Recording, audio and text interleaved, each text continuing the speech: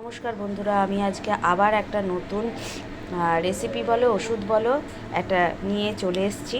তাহলে এই সিজনে সবারই ঠান্ডা লাগছে, বাচ্চা থেকে বড় থেকে সবার, কারণ শীতটা এখন চলে যাওয়ার পথে, শুরুতে আর শেষে ভীষণ সবার ঠান্ডা লাগে।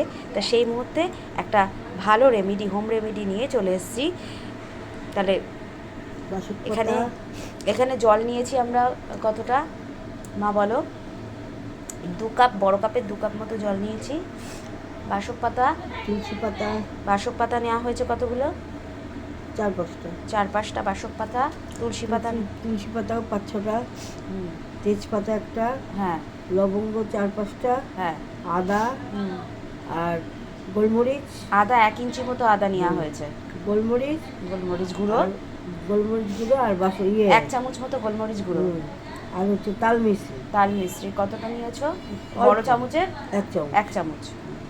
তাহলে বন্ধুরা শুনছো, এবার এটাকে আমরা ধিমে আঁচে গ্যাসে বসাবো।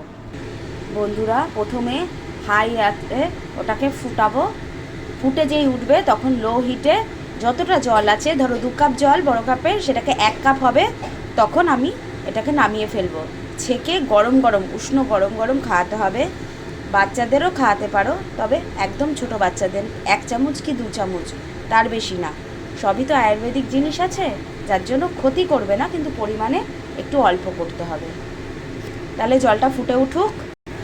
দেখো বন্ধুরা, জলটা ফুটে উঠেছে। এবার লো হিটে হিটটা কমিয়ে দিয়ে এটাই আমি অর্ধেক হওয়া পর্যন্ত ফোটাবো। দেখো বন্ধুরা, কাড়াটা অর্ধেক হয়ে গেছে। তাহলে এবার বন্ধ করছি, বন্ধ করে উষ্ণ গরম গরম খাবে, এত গরম না, একটু ঠান্ডা হতে দেবে।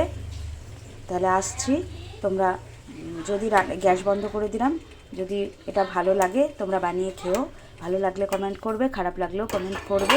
আর কিছু দেওয়া ভুল হলো নাকি, বাকি ছিল নাকি সেটাও বলো। লাইক করো, শেয়ার করো, কমেন্ট করো, আর আমার চ্যানেলটা অবশ্যই সাবস্ক্রাইব করো। তাই রাখছি, আসছি, টাটা।